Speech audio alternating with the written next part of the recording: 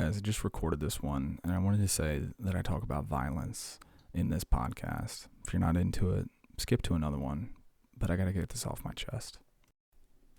Good day, and welcome to episode 48 of the Aaron Wayne podcast. I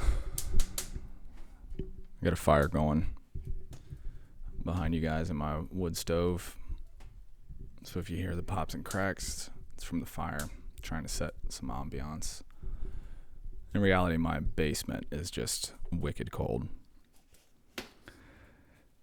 Heavy thoughts on my mind today, guys. So today's a Monday. I'm recording this podcast after a school day, and had a couple conversations with my kids today, and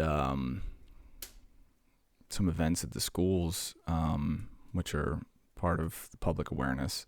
So I'll talk about those a little bit. As you guys know, there was a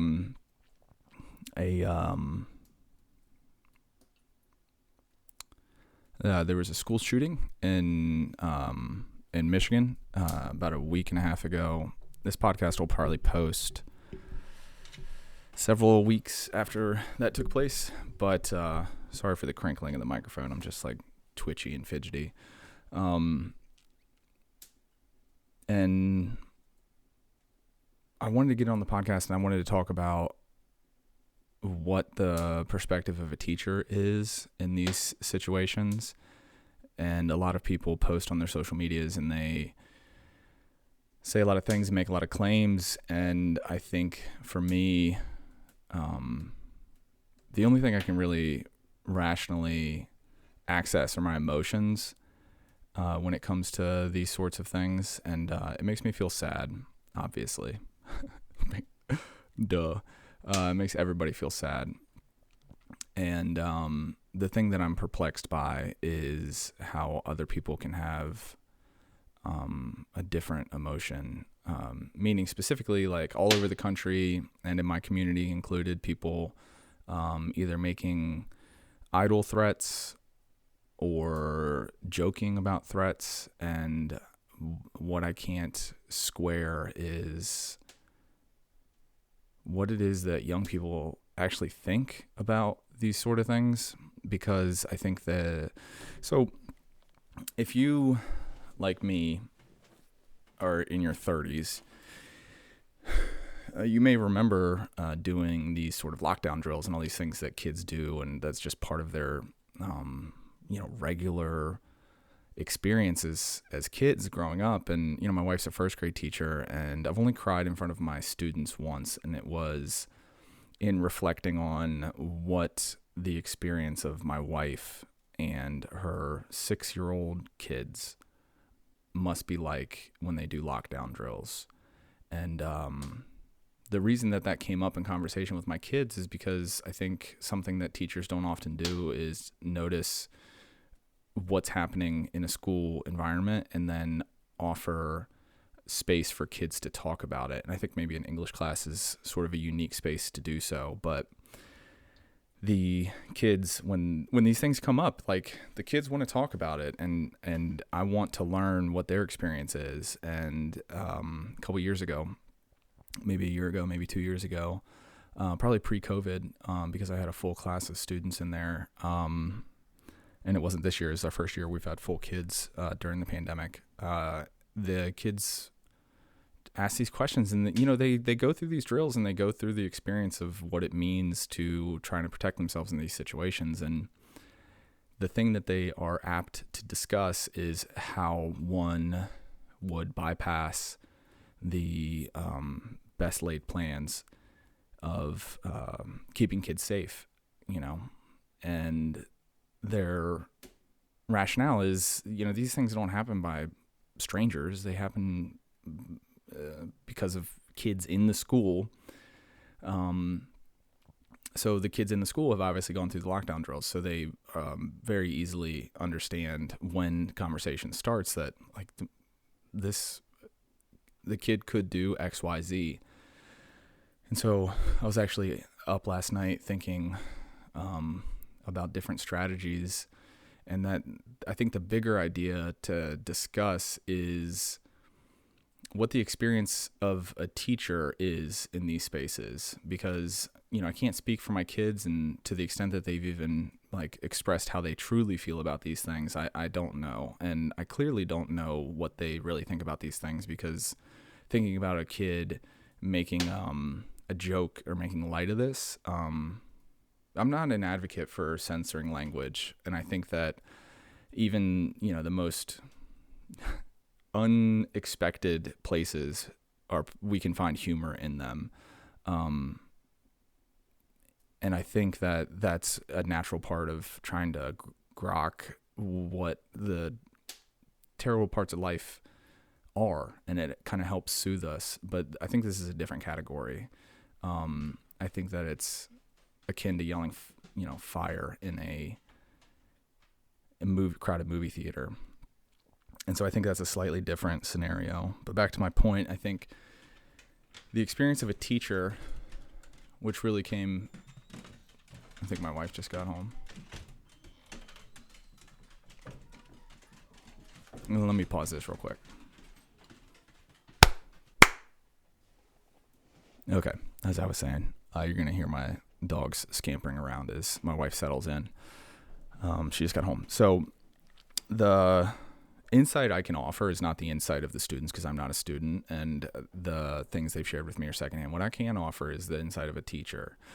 And I think that it is very peculiar to think about how I'm going to protect these kids. First and foremost, statistically, this is not something to be concerned with. Thousands of schools in the country, tragic events happen, and just because it's in the news doesn't necessarily mean that it's something that we should be allowing to occupy a large bit of real estate in our brains. But it does, right? So just to be clear, I don't think that this is something that is coming to my town, or that let me get my point out. I'm sort of lost in thought here, guys. I'm stuck with this. But I think that a couple things. It's really strange to be in a situation where I have to think about how am I going to protect my kids. And the thing that I want them to know that I can't really articulate in a school setting properly, what I say to them is I got your back when they bring up these concerns. But what if he does this? And what if he does that? I don't really want to share in a public setting what it is that I would think about, how I would position myself in the room and so forth. But all I can say to them is I got your back, and I hope they feel that, and I hope they know that. And my wife and I have been in a couple different situations where I've had to sort of put myself at risk in order to solve a problem. And when this sort of thing comes up all the time, she says to me, just get out and know that, she wants me to come home. And the thing about these situations is that I don't think that I could live in a space where that was my primary objective. If something like this were to happen in my school, I couldn't live with myself if I were to. And it's not even how would I go about rationalizing to myself what my objectives are in the minute, in the moment. It would be just knowing myself, trying to protect my kids. And I don't know how to articulate that to them. And so that's one concern I have, the mental well-being of young people, knowing that their teachers have their back, not knowing what that scenario looks like, and then the second thing that I'm thinking about is, just read some articles recently about who to blame and how to solve the problem. And I'm constantly reminded in almost every aspect of our public discourse that everyone is hacking at branches and no one is cutting the root. And the idea of like, how do we prevent access to means of violence misses the point.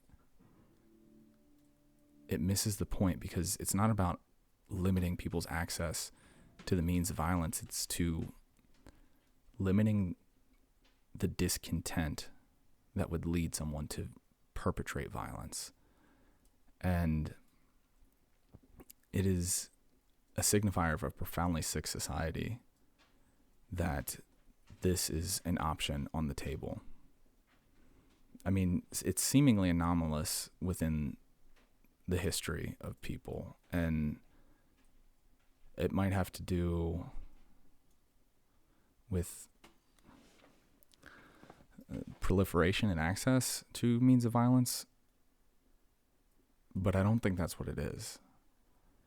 I think the kids are sad. And I think that they're told so frequently about how sad they are that it just circles and circles and circles. And going through being a teenager, Flannery O'Connor says anyone who has survived childhood has, and this is not in the context of any sort of violence, that's not how she meant it. She said anybody who's survived childhood has enough to write about for the rest of their lives. And I bring that quote up to reinforce the idea that just being a teenager is hard. It wasn't easy for you. It wasn't easy for me. And it's not easy for my kids. But there's there are a handful of other factors now that have led to the kids being so sad.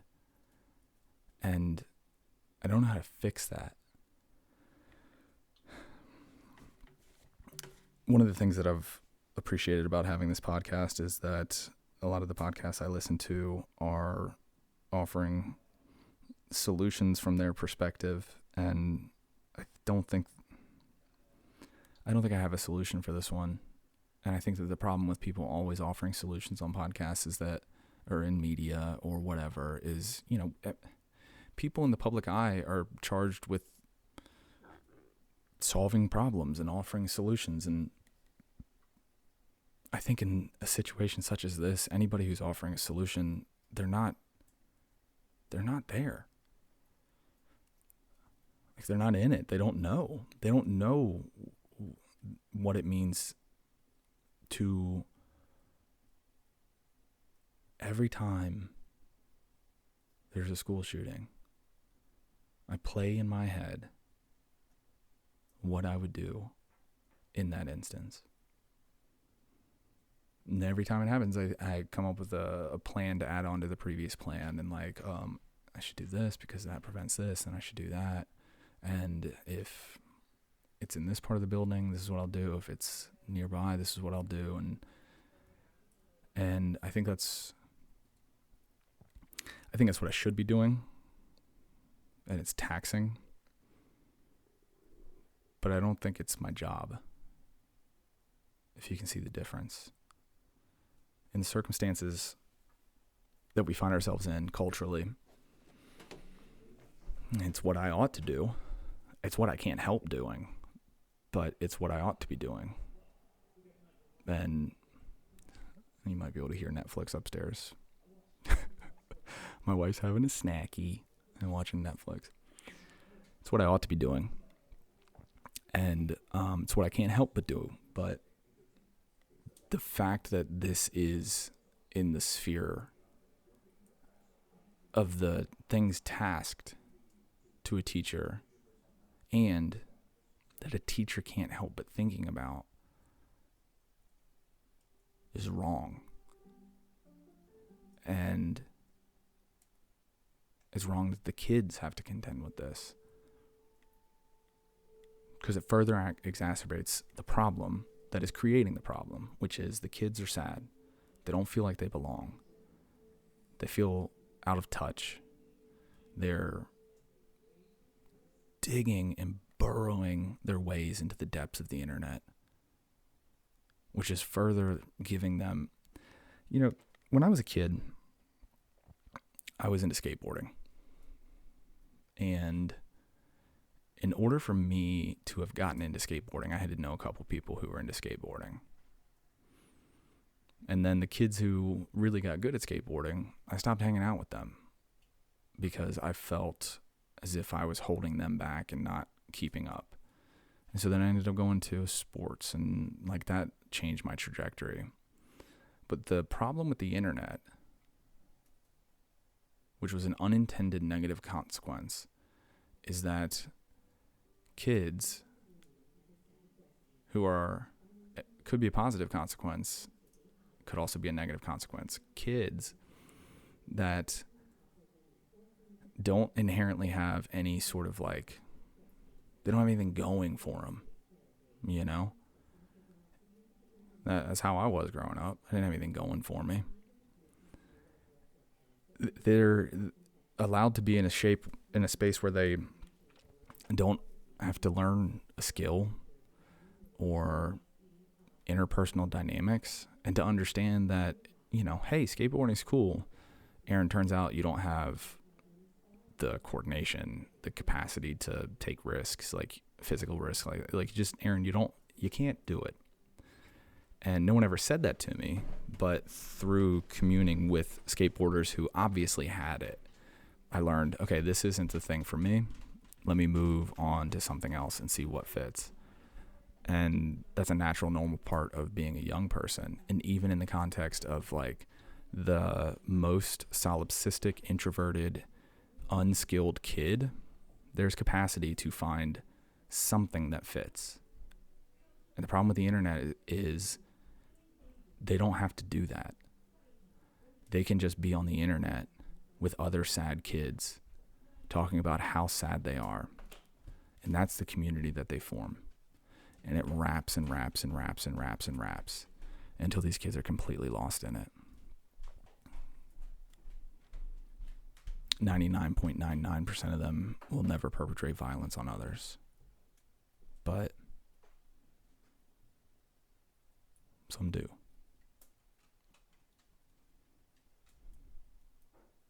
I'd like to have clearer thinking on this, but I don't.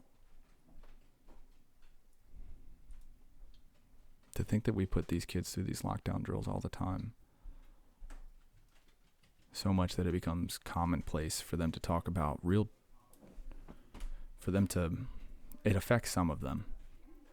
Some of them are genuinely affected by it, and you can see it, but by the time they're 14,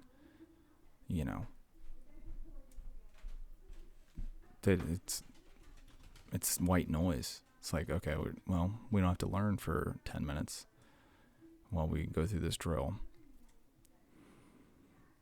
And the thing that really affected me was a few years ago when there was a shooting in Parkland. It was the first time I had ever seen or even realized that people would have cell phones in these instances. And I refrained from ever seeing any of the graphic stuff. I don't know if it's out there. I'm sure it is.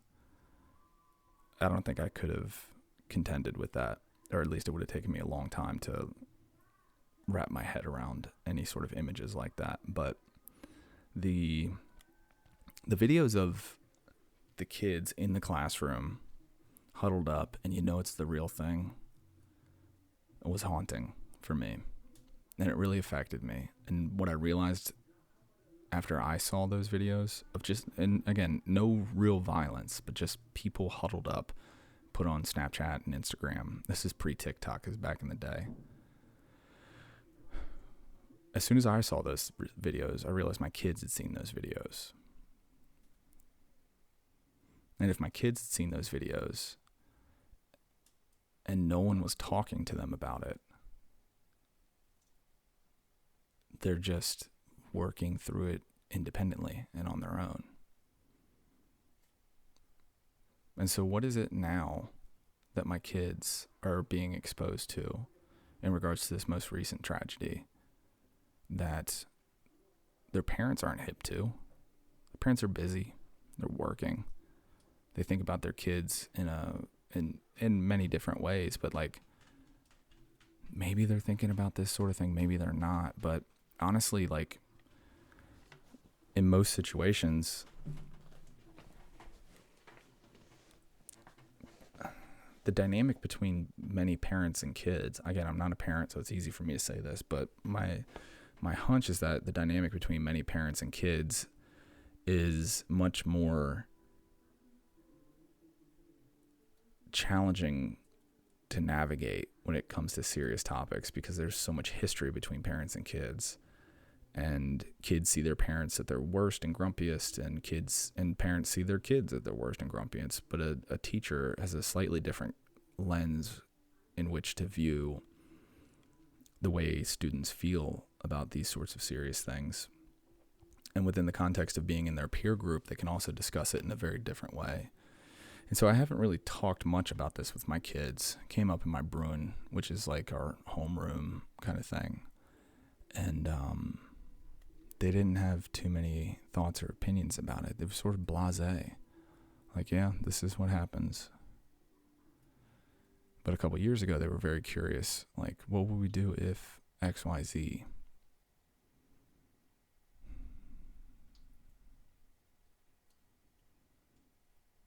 I can't really string all this together for you. But I wanted to pop in and kind of get my thoughts on record. I mean, I don't know what it's like. I don't know what it would be like for... Here's a controversial conversation some people talk about. I don't know what it would be like, what the protocols that would be necessary for a teacher to have means of protection in a classroom. And I think that conversation often gets skewed to say, well, we'll give a gun to all of the teachers. It's like, obviously, that is not a good idea. I work with teachers. Not to say that they're not competent, capable adults and individuals, but, you know, they don't know, not everybody knows how to operate a firearm, nor are they willing, and nor should they be tasked with that responsibility. But I think that there is place for a conversation for people who are willing to go through the same level of training as a police officer. I mean, how long do cops get?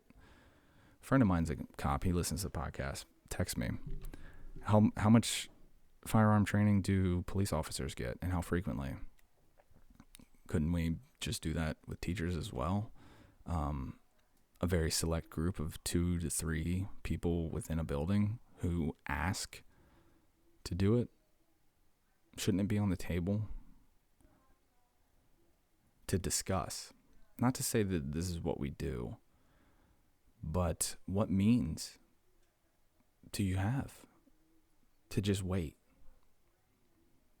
and hope it doesn't come to you? But then what guilt is involved psychologically for all these people who have been affected to say when they're in the moment, like, please don't come to my room, but then understanding that you're wishing that on someone else. The psychological ramifications of that must be devastating. I don't wish either side of that on anybody. And I think that it might be time for sober people to have a sober conversation about what it means to allow schools and people that work in them to go through whatever it needs to be gone through to protect themselves. Not landing on one side of it. Just think it might be worth. I think I'm leaning towards one side of it, but I'm happy to be wrong, so long as we can find a solution. And what I really hope is that, I hope 2 things. I feel strongly about 2 things. the people that have been affected by any tragedy or trauma, but specifically this one that I'm discussing really hits close to home. And I know the dynamics of a classroom.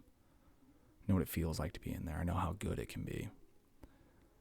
And for those who've felt how bad it can be, I have love and empathy and support. I don't know what support looks like, but maybe just talking about this freely from a teacher's perspective can be my means of support in the moment. And then the second thing I hope is that we can find as a society ways to heal the pain that people feel.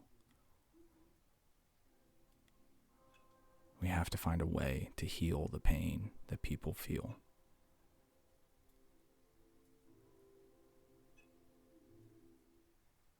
And I want to help.